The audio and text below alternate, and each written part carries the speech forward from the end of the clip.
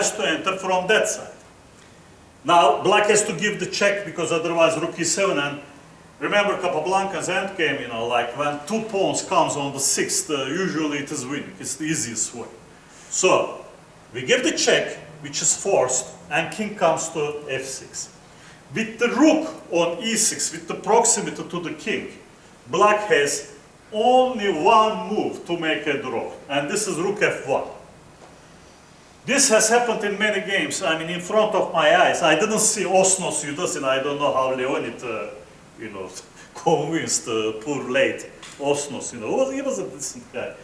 To make a draw in actual total lost position, it's adjournment. And he was such a, I mean, in my opinion, good guy. He couldn't refuse to sell a draw, most likely. I didn't see this. It was in the many books you may see that even Dvoretsky has written about it. But I have seen this, for instance, twice. Once between Yarmolisky and Gurevich happened, Dmitry Gurevich, and another time, again, Dmitry Gurevich, this time, he lost against Novikov. Then he studied everything together with me, alone, all these end games, he knows everything. But to know, it's not enough because it's like gymnastics. You watched many of this, you know, like the guy jumps somersaults 10 times. Can you do it in the game? Can you really do it? It's another thing. Here, rook f1. So if rook f1 is not played, here we go. So far, we didn't understand, we didn't feel the existence of this pawn. But now,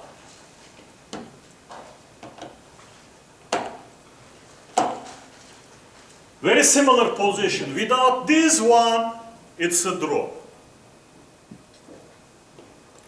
Because black has strong move, rook a6. Here, black still plays rook a6. But comes rook e7 check. The pawn is taboo because of rook e6 check. Once again, the same process is there. And now we feel the existence of the pawn. White advances to f6. And rook takes f6 is impossible because of king e7. That's the difference in between two endgames. As you see, h6 cuts g7 square from the rook. So once again, back in our important position,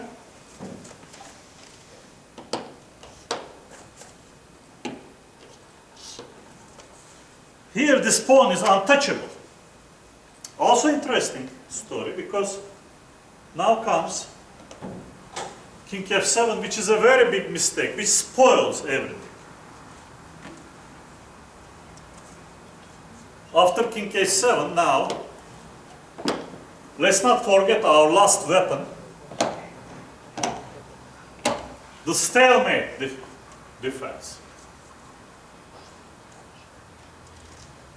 And here, you know, black makes a draw.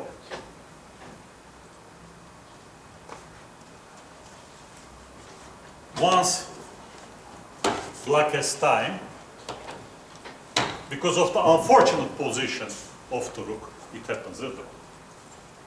Now going back here, you know, this is how people lose this endgame. This is a crucial position for everyone to remind. If this occurs to you, you really have to come rook f1. After which, okay, I mean, obviously white will continue the game. If he goes to d6, now you can even go there, because the same things cannot be done there. I mean, or you can keep the rook here. This is still a draw. Usually people advise, you know, the good players who really made a big survey about it, just advise A line stay to be there on A1, B1 even is, but for the checking distance a little bit close. But now, I mean, this doesn't make the, when we do the similar things. This was winning with king f7, rook e7, but here doesn't happen to be the same. Because after this, we simply take the pawn. And f6 becomes king g6. And if I move these guys, as you remember, here, we couldn't have taken the pawn because the pawn was advancing.